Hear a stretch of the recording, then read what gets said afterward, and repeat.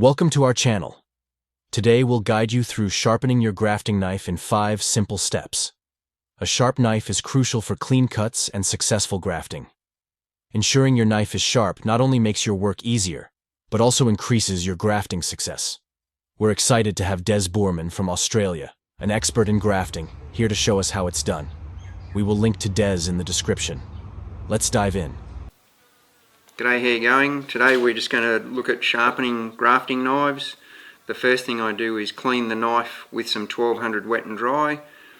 Now what I don't want to do is change the blade profile, so I very carefully wet it up and sweep that off like that to remove any sap residue, because that will clog up the sharpening stones later on in the process. So very carefully just sweep that off. It's quite important. This will also help polish the blade everywhere. Which makes the blade run through the material easier. So it's a good cleaning protocol, but it's also a good way to polish the blade up completely. Done. Okay, so now we're going to progress to the sharpening process. These are aluminosilicate stones. This particular one here is 1800 grit. They're dry stones, so there's no oil or water lubricant, which I find very handy. It just keeps the mess down. When they're dirty, you just simply scrub them with a Brillo pad and some detergent and then wash them off, and they're good to go. I do use the edge because the blade is quite small with a distinct profile. If I use the flat, then you'll end up wearing that profile off, and then the blade won't have the same physical properties for the grafting, which is what you want, this protruding front edge here. So put the blade flat on the stone. This is the tapered or beveled side, so I put that flat on the stone, and then I slightly move it up a little bit so it's just biting into the stone, and I always cut into the stone. That way you don't pull a burr onto the edge. I try and get this in a place where I can level the blade out, and so when I'm sweeping across, I'm not pulling the blade down or up. I'm comfortably moving. Like when I graft, it's a straight motion across.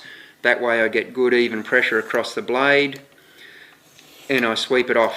If you put too much downforce, when you push it off the end here, you can actually chip the end of the blade. So it's important to try and get that motion parallel with the surface and just get a nice fluid motion there.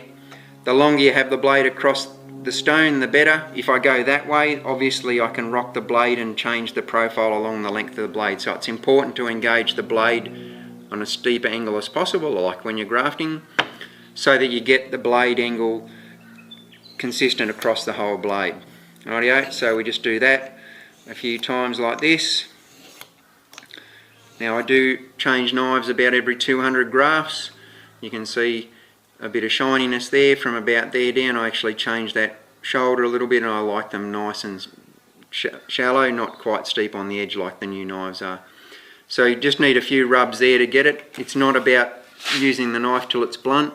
It's about actually keeping the knife at its optimum and then stop using it once it goes off the edge. So for the back, obviously it's a flat surface. You can change the stone down flat like this. Again, as far angled onto the stone as you can, like you're slicing, to stop you from rocking the blade. Put some positive pressure on there and then drag it straight across the surface.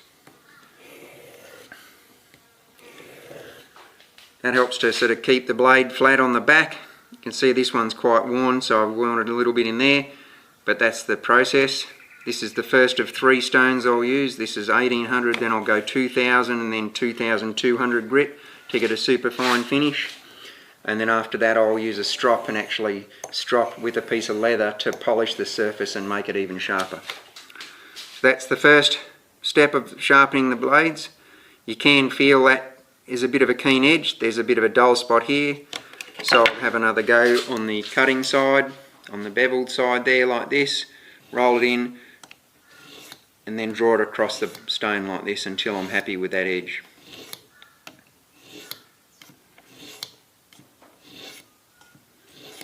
As you can see, once again, it's that very lateral motion, not pushing it down or pulling it up. That way you get a better consistent edge on the knife. And I can feel that's quite a keen edge there. You can feel it chopping into your skin, so to speak, when you put pressure on. I'm not slicing my finger, I'm just touching the edge. You can feel it's very fine, so that's a good start for the first cut.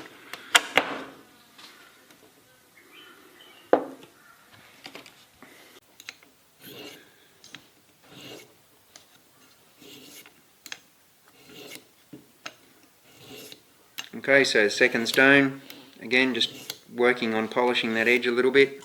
Maybe 10 or 15 sweeps usually between sharpens. As I said, I try not to let them get too blunt because it takes too much effort to sharpen them, and obviously when they're blunt they're also harder to use. So I have 3 knives that I do 200 grafts with, and then I change knives every 200. So I don't get them too blunt, but also from my own way, for stop fatigue for myself. So you can see I just use the edge of the stone. I've done this a few times, so I'm pretty happy with using the edge. So you can see I've got a much broader pattern on there. I've managed to flatten that out there nicely, get that right. And then on this side you can see that shoulder's there, and again nice keen edge there, which I can feel is quite fine. So I'll progress on to the third stone now, and we should get this nice and sharp pretty quickly. Okay, so this is the 2200 ultra fine stone. So same process again. The blade sits as long across the stone as you can to stop that variable blade angle as you go down the stone, and I just sweep it off.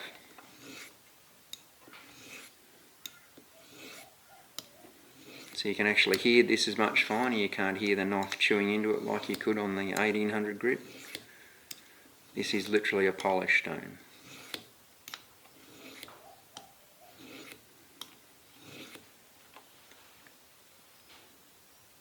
You can already feel that edge is quite keen. Then I go and do the back side again.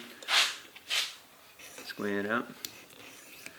Obviously, if you're not experienced at this, my left hand is in a very vulnerable position here, so I'd advise people don't try this at home with their hand here, because if that knife slips off it will cut you down to the bone. There's a little bit of caution here in this process. And there we have it, that blade's nicely sharpened there. It feels quite keen, both edges, so it's ready to be stropped now.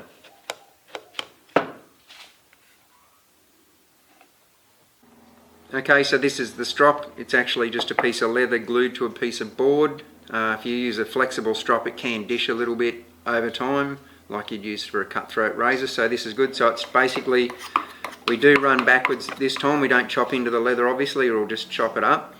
But this is literally a polish, so this will just help take any of those really fine scratches out of the surface, and it'll make a sharp edge super sharp. So just backwards and forwards. Obviously there's a bit of a motion here where I go like this, and that takes a little bit of time. That's a bit of finger work there, but once you get used to it you can just hit the knife there backwards and forwards. The faster you go obviously with a strop, the better that it will polish the blade.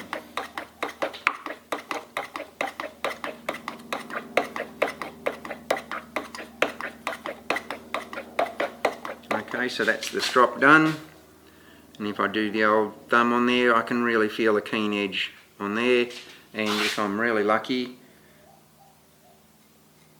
it chops hairs off my arm. That's not super sharp, but it's pretty sharp just the same. There you go. And there you have it, 5 easy steps to a super sharp knife. Follow us for our series of videos on grafting. Find Des's detail in description. Till next time.